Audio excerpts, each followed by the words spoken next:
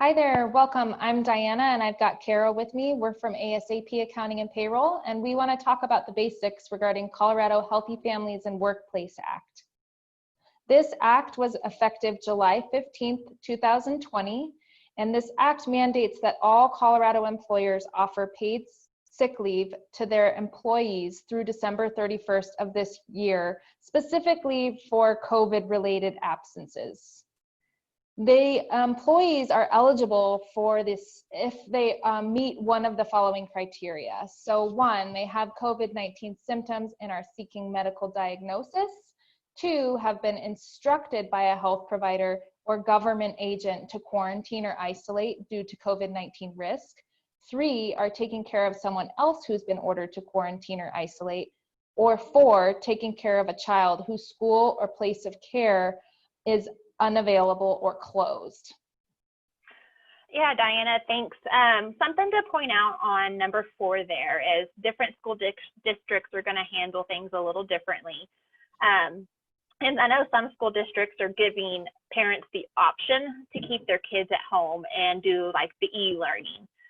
With that, if your school is open or your place of childcare is open, but you're choosing to keep your child at home, that actually does not qualify for this paid sick leave. The facility actually has to be closed or unavailable. You can't just choose to keep yourself or the child at home. Good clarification. We're all making those decisions right now with school. Great. So how much paid sick leave are they entitled to? Employees are entitled for up to 2 weeks or 80 hours of paid leave.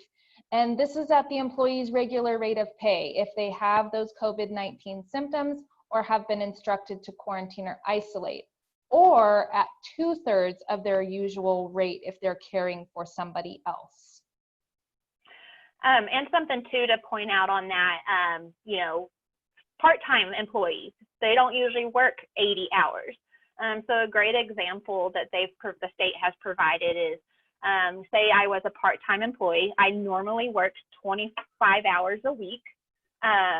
So you're not required to pay a part-time employee up those 80 hours.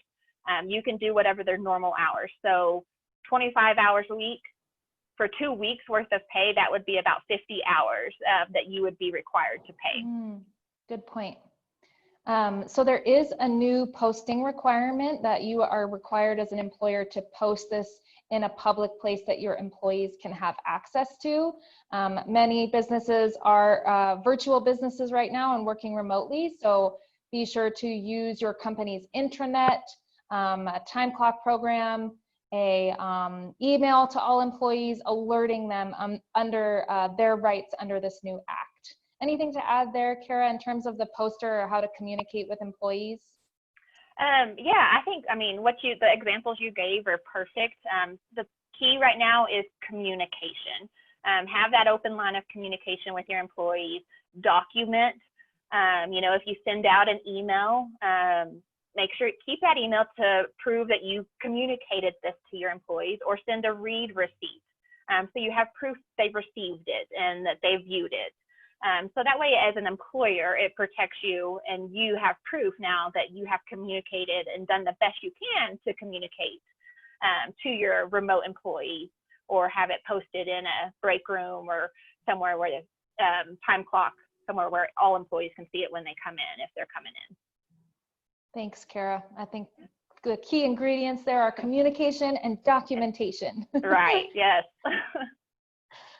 Tell us a little bit about how this act interacts with the FFCRA, and define the FFCRA for us. Yeah, so FFCRA came out about sometime in April of this year. And it is also, it's very similar. It's actually a federal law for pay. The same reasons: you have COVID or COVID symptoms, closures of schools, so you have the child care. It mirrors the exact same reasoning, so you have that to follow.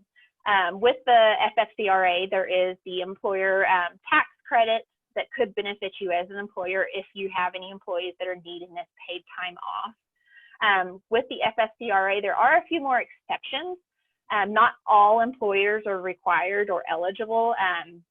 FFCRA, it's more for the employers that have less than the 500 employees.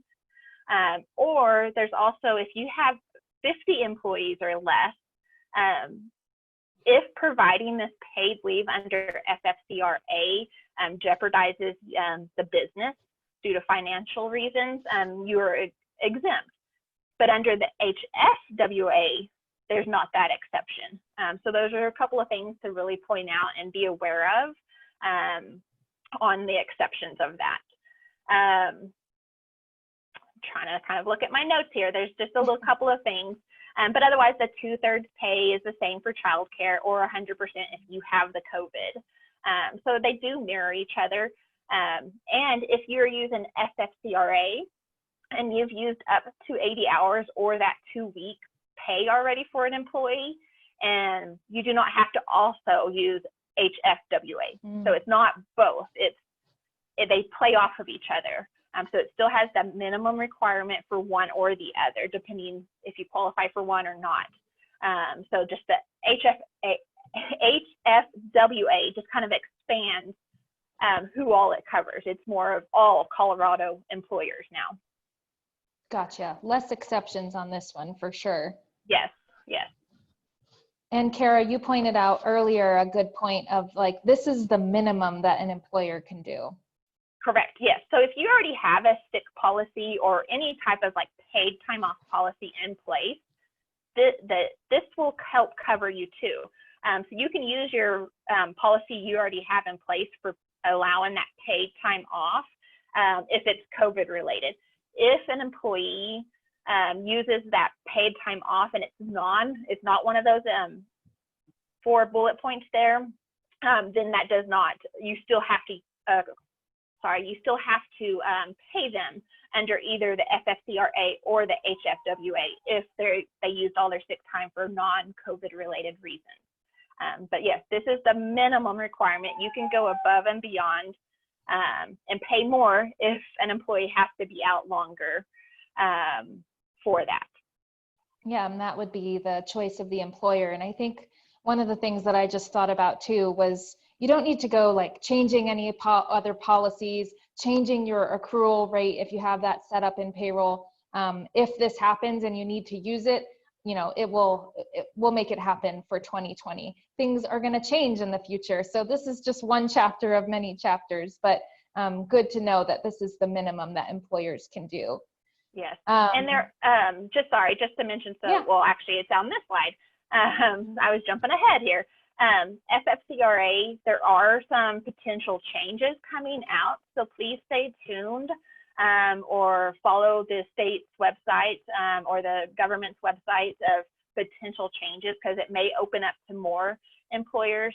Something I forgot to mention is the FFCRA. There is the exception of not only the 50 employers or the 500 employees, is the healthcare workers and emergency response employees. Those are also exceptions to the FFCRA, and so that may change potentially. So stay tuned is I guess the best thing to say right now on that. Absolutely. And I think in terms of, we do have lots of resources on our support center and our help center in terms of FFCRA, PPP, and all of the COVID related resources. And of course, we'll have help center topics on this act as well. But again, it's important to know that this act is for Colorado employers and is for all employers. I believe federal employees are exempt, and that is the only exemption. So this is something you do need to make yourself and your team and your staff aware of, and make sure you're following the proper protocol. With that, thank you so much, Kara, and thank you all for listening in. Thank you.